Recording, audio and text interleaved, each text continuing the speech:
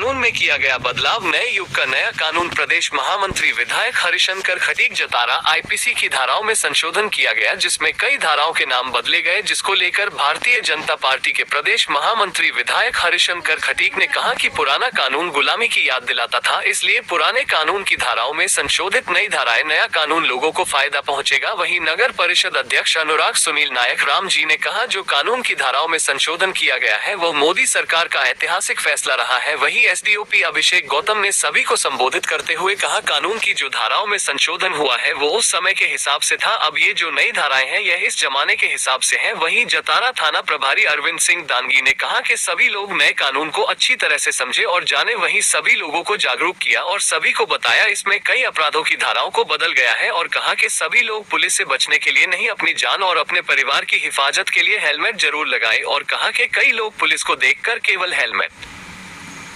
लगते हैं, अपनी जान और अपने परिवार की ईमानदारी से हिफाजत करें और हेलमेट का प्रयोग जरूर करें।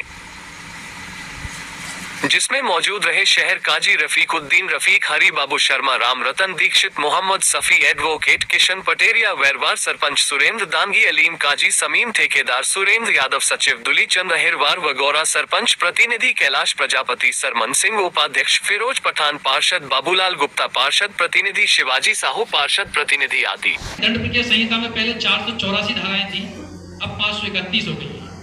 बहुत सारी चीजें नई जोड़ दी गई है, जिसमें जनता को सुविधा हो। आप किसी भी थाने में जाके एफआईआर करा सकते हैं, 0 पे एफआईआर दर्ज करके हम संबंधित थाने को भेजेंगे। ऐसे कुछ नए प्रावधान जोड़े गए। और दूसरा, अपराध सहने वाला होता है। जो अपराध सहता है वो पीड़ित कहलाता है।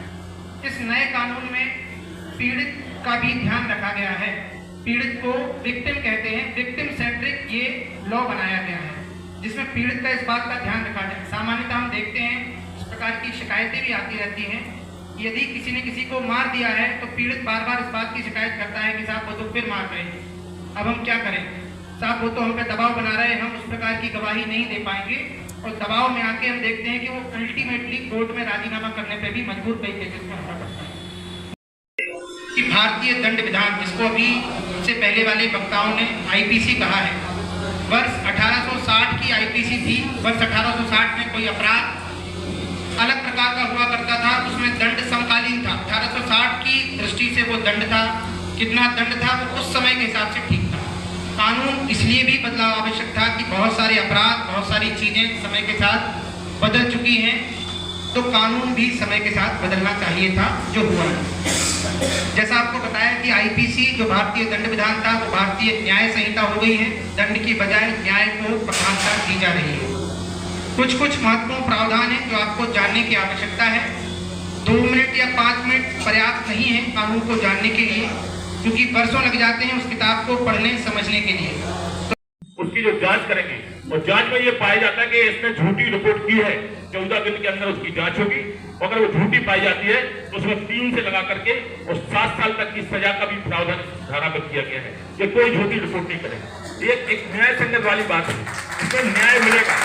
कई लोगों को झूठा सजा दिया जाता है, कई लोगों के ऊपर झूठे मुकदमे कायम कर दिए जाते हैं, कहीं कोई उस घटना में